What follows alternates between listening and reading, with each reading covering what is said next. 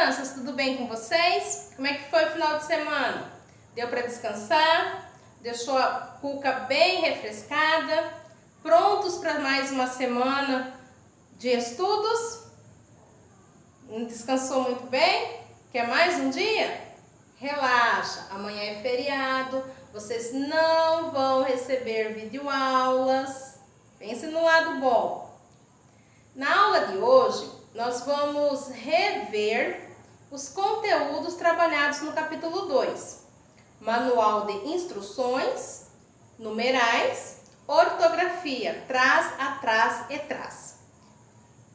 Em alguns momentos, serão abordados dois modos verbais. O verbo no modo infinitivo e o verbo no modo imperativo. Calma! No vídeo, a professora está explicando um pouco sobre esses dois modos verbais. Apesar de o capítulo não ter trazido como foco esses dois modos verbais, mas é importante para a aprendizagem de vocês saber diferenciar um do outro, porque são dois modos verbais que ele vem reforçando o objetivo dos manuais de instruções, que é de aconselhar, instruir, orientar, tá? Vocês prestam bastante atenção na aula, fiquem despreocupados quanto a esses dois modos verbais que serão abordados depois, mais para frente, em um outro momento. A professora vai trazer mais atividades para vocês aprofundarem o conhecimento a respeito desses dois modos verbais, ok? Vamos lá? Tudo preparado? Livro na mão? Então tá bom. Vamos para a nossa aula de hoje.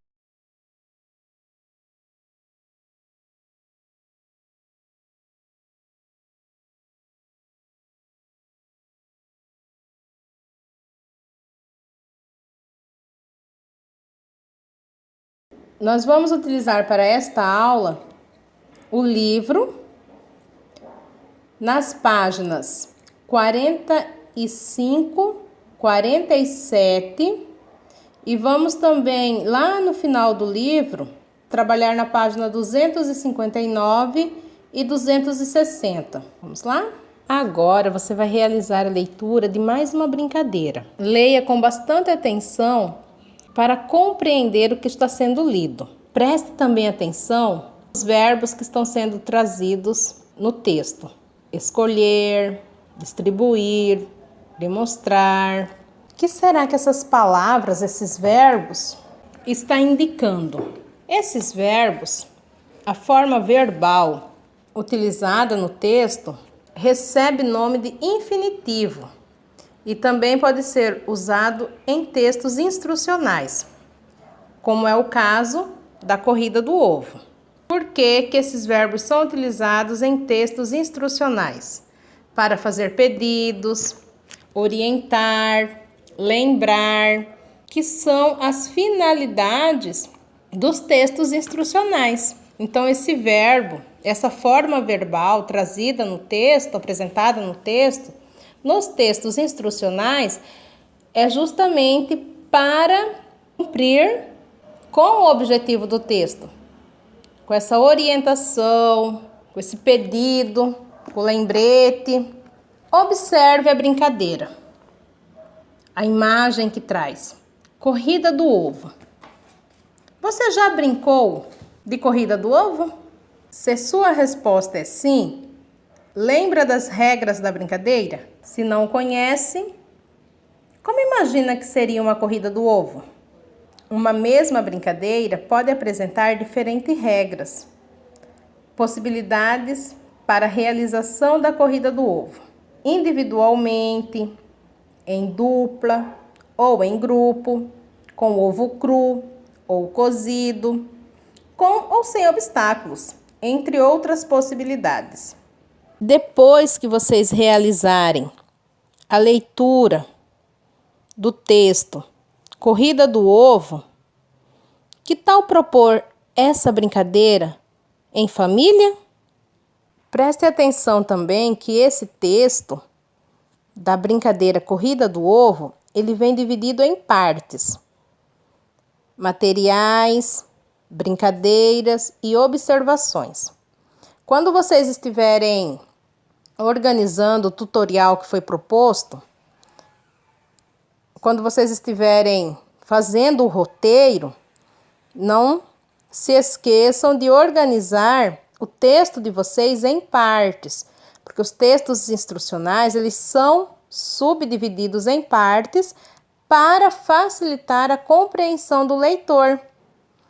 Você coloca, por exemplo, aqui nessa brincadeira da corrida do ovo, o texto traz materiais, que já vai indicar quais são os materiais que serão necessários para a realização da brincadeira.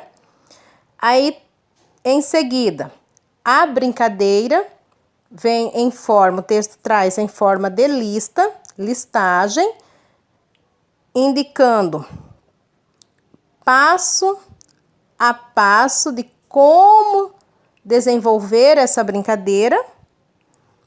E no final, as observações, acrescentando mais informações à brincadeira. Na página 45, vocês vão realizar as atividades que seguem. Leia com bastante atenção o enunciado de cada questão. Vocês precisam compreender o que se pede, o que está pedindo para realizar naquela atividade. No exercício de número 6, o enunciado traz: circule no texto o numeral cardinal. Aqui é importante destacar, até para vocês fazerem a diferenciação, saber diferenciar artigo de numeral. Por exemplo, em uma colher e um ovo, o e o uma está indicando a quantidade de colheres e de ovos. Então, quando o termo um e uma refere-se à quantidade, tem-se um numeral. É diferente do que vocês vão observar, por exemplo, no item 1, quando se fala na escolha de um local, pois aqui não se trata da quantidade de locais, mas da indefinição do local. Então, tem-se um artigo indefinido. Tá? Prestem bem atenção para vocês não se confundirem. Numeral com artigo indefinido. Na página 259, você vai realizar a atividade com bastante atenção, se atentando às palavras permita, mande, marque, proteja. Essas palavras também são verbos. Verbos de ação. Verbos onde traz orientações, conselhos.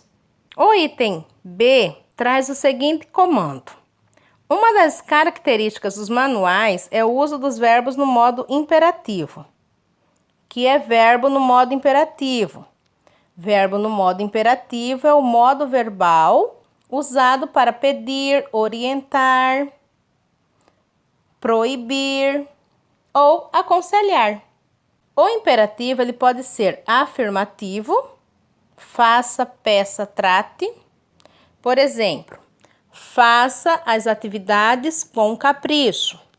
Eu estou orientando vocês como eu quero que seja a realização das atividades. Ou negativo, não faça, não peça, não trate. Por exemplo, não marque encontros com essa pessoa. É um verbo imperativo negativo. Depois nós vamos retomar e trabalhar mais sobre os verbos no modo infinitivo e imperativo para vocês saberem definir e diferenciar um do outro, tá? Fiquem tranquilos. A página 260, vocês vão realizar a atividade com bastante atenção. Aqui vocês vão revisar os conteúdos de numerais e ortografia, trás, atrás e traz. Leia o texto prestando bastante atenção nas vantagens e desvantagens quanto ao acesso à internet. Preste bastante atenção, conversem com seus pais sobre o uso adequado da internet. É importante vocês saberem também que a falta de acesso à internet aumenta ainda mais as desigualdades, uma vez que reduz o acesso à informação e, principalmente, interfere no desenvolvimento de habilidades digitais, cada vez mais necessárias no mundo globalizado. Olha a nossa situação. Se nós não tivéssemos acesso à internet, como nós estaríamos conseguindo realizar as atividades? Como que nós estaríamos conseguindo ter aula, por exemplo? Mesmo que não seja aulas presenciais, mas nós estamos conseguindo ter acesso ao conteúdo. Estamos aprendendo, melhorando as habilidades com os recursos digitais. Esse caso é um dos pontos positivos da internet. Converse mais com seus pais a respeito e vão listando, pontos positivos e pontos negativos do uso da internet. Para a realização do exercício de número 3, é importante que vocês já saibam distinguir os significados de cada palavra. Atrás, traz e traz. Atrás e trás está referindo-se à posição, Atrás de mim, detrás de mim, para trás de mim. E o trás, com Z e sem acento, do verbo trazer. Não se esqueçam disso e realizam as atividades com bastante atenção e capricho.